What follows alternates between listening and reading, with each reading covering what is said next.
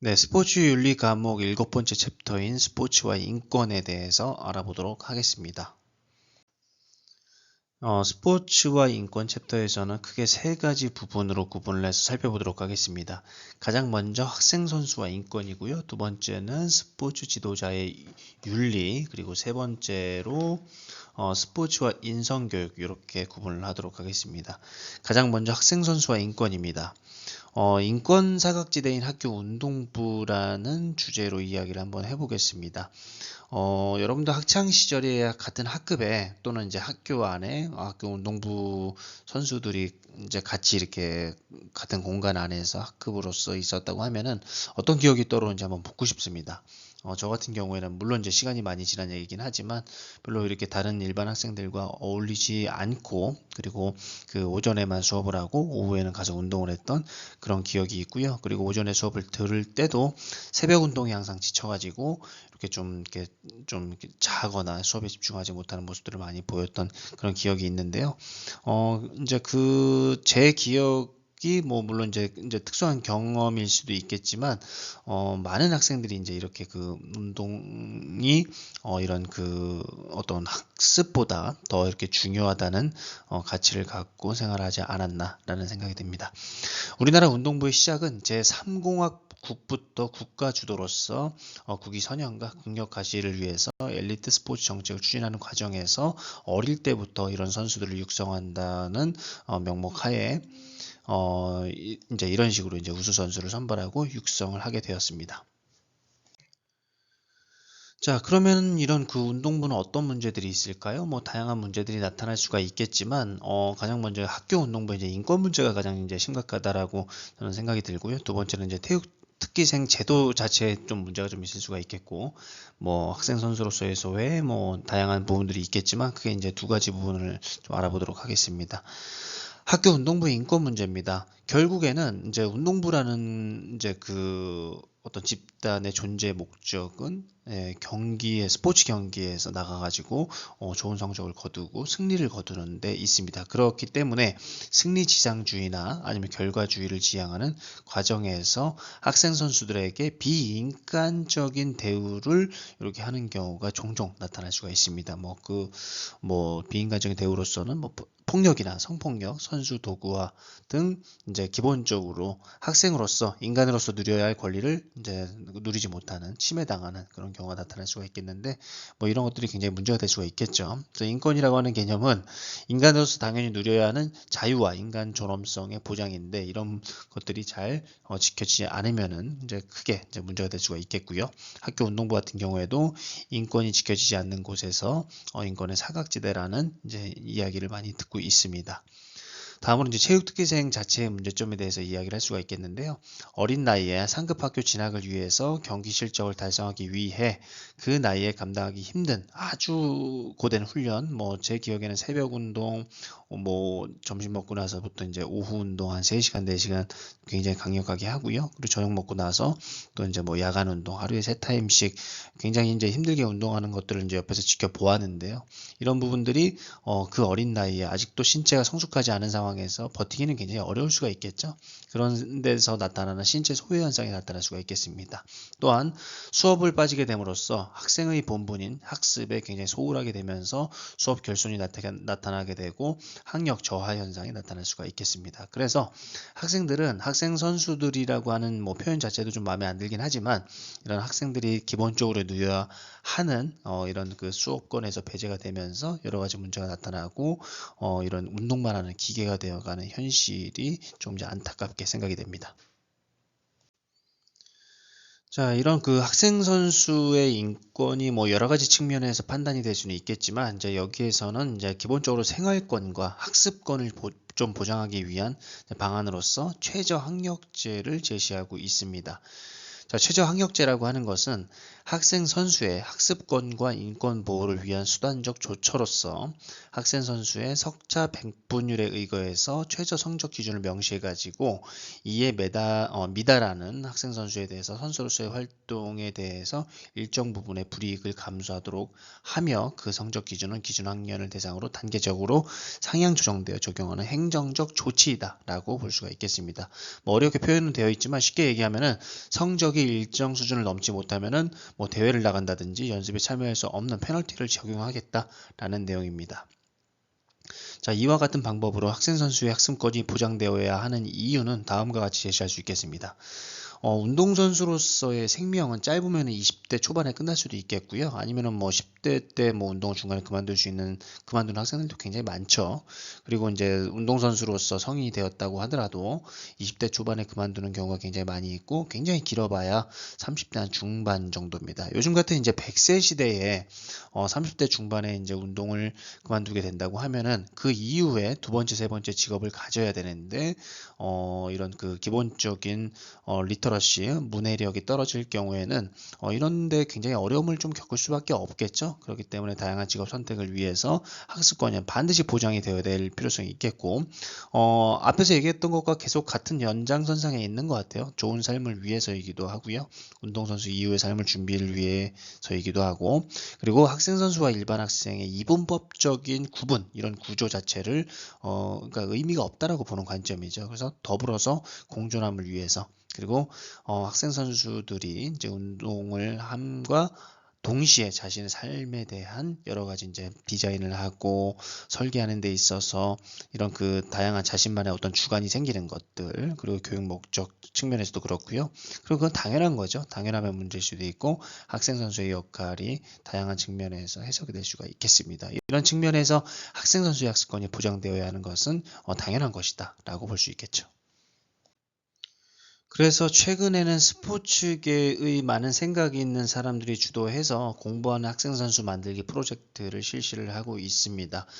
꽤 오랜 기간 동안 계속 지속되어 왔고, 학교 현장에서는 많은 변화가 일어난 것도 사실입니다. 자, 구체적으로 살펴보면요. 학생 선수가 중도 탈락이나 은퇴 후 사회생활에 적응하는 데 있어서 꼭 필요한 사회적 기초에 해당하는 일정 수준의 교양과 논리 수준, 상대와의 대화 능력 등을 갖추게 하자는 것에 목적을 두고 있고요. 그 방법으로서는 아까 조금 전 제시했던 최저 학력제, 그리고 주말리그제를 도입하고 있습니다. 자, 주말리그제는 그거죠. 평일에 대회를 하게 되면은 학생들이 수업에 결손이 생길 수밖에 없기 때문에 우리 대회나 이런 것들은 가급적이면 주말에 치르자라고 하는 것이 바로 주말리그제 라고 보시면 될 것 같습니다. 자, 다음으로 이제 체육특기자의 진학과 입시제도의 문제에 대해서 살펴보도록 하겠습니다. 아까 처음에 이제 살펴보았듯이 체육특기자 제도는 1972년도에 체육진흥의 일환으로서 학교체육 강화 방안이 공포되어서 교육법 시행령에 따라서 시행이 되었습니다. 그래서 체육특기자 입시제도의 문제점으로서는 입시 비리의 관행화와 법적 처벌의 한계가 나타날 수가 있겠고, 스카우트의 불법성에 대한 현장의 인식 부족과 대안 부재, 학교 중심적 선발 구조의 문제점, 관리, 감독 기구의 부실, 그리고 고등학교 운동부의 파행적 운영 등과 같은 다양한 문제점을 낳고 있기 때문에 체육특기자가 입시를 어떤 별도로 선발을 한다, 뭐 이런 부분들도 사실 그 뭐 일면 이해가 되는 부분도 있겠지만 반드시 그래야 되나라는 이제 근본적인 생각을 좀 하게 됩니다. 그래서 이런 부분들에 대해서 여러분들이 여러 가지 다양한 사고를 좀 한번 해보시길 바라겠습니다. 자, 다음으로 이제 스포츠 지도자의 윤리에 대해서 알아보도록 하겠습니다. 스포츠 지도자가 최근에 이제 자신의 뭐 어떤 그 제자들에게 뭐 폭력이나 성폭력을 이렇게 저질렀다는 뉴스 기사를 보면서 굉장히 안타까운 마음을 금할 수가 없었는데요. 이런 부분들을 좀 살펴보면은 지도자에 의한 폭력이 가능한 이유는, 그 스포츠 지도자가 폭력이 가능한 것은 무소불위의 권력을 갖고 있기 때문이다라고 이야기하고 있습니다. 그래서 그 지도자 폭력이 가능한 구체적인 이유를 5가지를 제시를 하고 있는데, 지도자는 전체적인 결정을 할 수 있는 결정권자이고 팀의 전략과 전술을 지휘하는 최고의 위치에 있으며 선수들의 진로와 연봉을 결정하는 데 영향력을 미칠 수 있고 감시의 통제를 받지 않는 자리이며, 마지막으로 경기 출전권을 가지고 있다.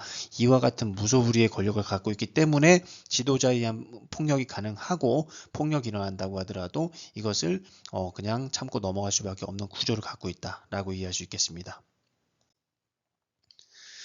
선수 체벌의 문제를 좀 살펴보도록 하겠습니다. 선수 체벌 문제는 스포츠 4대 악에 해당이 되며 이거를 반드시 척결해야 된다라고 이야기하고 있는데, 스포츠 4대 악은 조직 사유화, 입시 비리, 폭력과 성폭력, 그리고 승부 조작 4가지가 있습니다. 스포츠 폭력은 운동선수, 감독, 심판, 단체 임원, 흥행주 등의 스포츠 관계인이나 관중 등의 일반인이 단독으로 또는 다수인이 운동 경기나 훈련 과정 중이나 스포츠와 관련하여 고의나 과실로 신체적, 언어적, 성적 폭력 행위를 저지른 경우를 스포츠 폭력이다 라고 이야기하고 있습니다. 자, 여기서 나타나는 이제 폭력은 선수 체벌로서 좀 구체화되고 있는데요. 선수 폭력을 당연하게 생각하는 인습적 사고 때문에 선수 체벌의 문제가 나타나고 있다. 그래서 결국에는 과거에도 그랬고 뭐 그 전에도 그랬고 계속 그래왔던 거죠. 그렇기 때문에 이것을 무비판적으로 받아들이다 보니까 나도 그렇게 운동을 배웠으니까 나도 운동을 가르칠 때 그렇게 가르치는 것뿐입니다. 그죠? 그런 것들은 이제는 척결해야 될 대상이다라고 볼 수가 있겠습니다.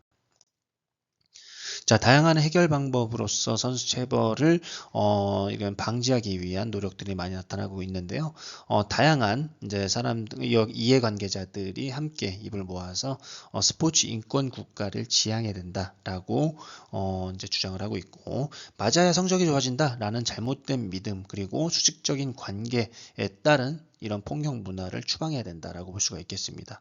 또한 지도자나 선수, 학부모에 대한 인권 교육 프로그램을 확대하고 있고요. 일선 학교에서는 초중고등학교 학생들을 대상으로 스포츠 인권과 관련된 이런 교육을 굉장히 강화하고 있는 것으로 잘 알고 있습니다. 자, 다음으로 성폭력 문제입니다. 이제 폭력의 범주 안에 이제 성폭력도 들어갈 수가 있겠는데, 이것도 마찬가지로 자신의 권력에 의해서 어떤 그 자신의 제자나 후배들을 어떤 성적으로 괴롭히는 것, 이런 것들이 바로 스포츠 성폭력이다라고 볼 수가 있겠습니다.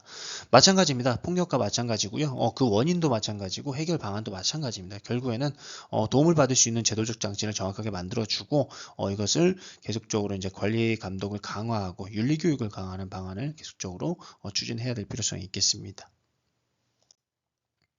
자, 마지막으로 이제 스포츠와 인성교육에 대해서 살펴볼 텐데요. 어린이 운동선수, 이제 저도 자녀를 키우는 이제 아빠로서 우리 그 아이들이 자라나는 모습을 보면 굉장히 흐뭇하기도 한데, 이런 그 어린이들이 자라나는 데 있어서 굉장히 사랑을 많이 받고 인권의 보호를 받으면서 이런 그 이제 굉장히 이제 그 바람직한 어른으로 성장을 할 필요성이 있겠는데, 어릴 때부터 너무 지나친 운동을 시킬 경우에는 다양한 문제점이 나타날 수 있겠습니다. 그렇기 때문에 너무 무리한 훈련을 시키지 않아야 되고요. 이기는 것보다 기초 기술 위주로 훈련하는 것이 필요할 수가 있겠고, 승리보다는 스포츠 자체의 즐거움과 재미를 느낄 수 있게끔 훈련하는 것이 필요하겠습니다. 그리고 운동만 하는 것이 아니고요. 공부와 함께 병행할 수 있게끔 하고, 체벌을 가하지 않는 것, 이런 것도 굉장히 중요하다라고 볼 수 있겠습니다. 자, 다음으로 새로운 학교 문화를 위한 스포츠의 역할로서는 그동안 이제 학교 문화가 좀 비민주적이고 권위주의적인 모습을 많이 갖고 있었는데 그 원인은 바로 이제 입시 때문에 그랬죠. 입시 위주의 교육 제도 때문에 정상적인 학교 문화가 어떻게 보면 그 입시 하나에만 초점이 맞춰져 있다라고 볼 수 있겠습니다.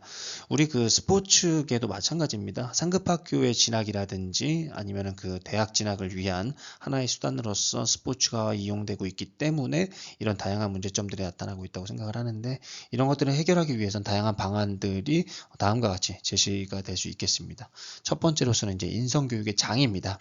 학교라고 하는 것은 학습만, 어떤 그 지식만 채우는 것이 아니죠. 요새는 뭐 지식 같은 경우에는 얼마든지 인터넷에서 그 지식을 뭐 엄청난 많은 지식을 이제 받아들일 수가 있겠는데, 이런 지식뿐만 아니라 다양한 형태의 인성교육, 친구들과 함께 같은 공간에서 학습을 하면서 이런 그 사회성을 향상시키고 타인을 배려하고 존중할 수 있는 그런 인성교육이 필요하겠습니다. 또한 학교폭력의 예방과 해결 차원에서도 이런 학교의 역할이 굉장히 중요할 수가 있겠고, 그리고 그 학교 공동체를 형성함으로써 우리는 함께 살아나가는 공동체다라는 인식을 굉장히 강하게 심어줄 필요성이 있겠습니다. 자, 스포츠윤리센터라고 하는 것이 설치가 되었습니다. 국민체육진흥법 제18조의 3항 그리고 제1항에 따라서 설치가 되었고요. 설립 목적으로서는 체육의 비리와 인권 침해를 조사하고 가해자를 처벌을 현실화하고 피해자 회복을 돕기 위해 심리, 정서, 법률 등 종합적 지원을 하며 예방교육과 국내외 정보 공유를 통해서 체육계 악습의 고리를 끊고 체육의 공정성 확보와 체육인의 인권 보호에 기여하는 것이 바로 설립 목적입니다. 그에 따른 권한으로서 조사 내용과 관련해서 관할 수사기관에 고발할 권한과 문체부 장관으로 하여금 체육단체에 대한 징계나 체육 지도자 자격 취소 등을 하도록 요청할 수가 있겠습니다. 담당 업무로서는 스포츠 비리와 체육계 인권 침해에 대한 신고 접수 및 조사, 피해자에 대한 상담, 법률 지원 및 관련 기관 연계, 스포츠 비리 및 체육계 인권 침해 실태를 조사하고 마지막으로 스포츠 비리와 체육계 인권 침해를 방지하는 예방 교육을 하고 있습니다. 그래서 여러분들이 만약에 이런 스포츠 윤리와 관련된 어떤 침해가 좀 있었다라고 하면은 이 스포츠 윤리 센터를 적극적으로 활용하는 것을 추천드리겠습니다. 자, 이렇게 해서 스포츠와 인권 이번 영상에서 다뤄보았고요. 다음 영상에서는 스포츠 윤리의 마지막 챕터인 스포츠 조직과 윤리를 학습하도록 하겠습니다.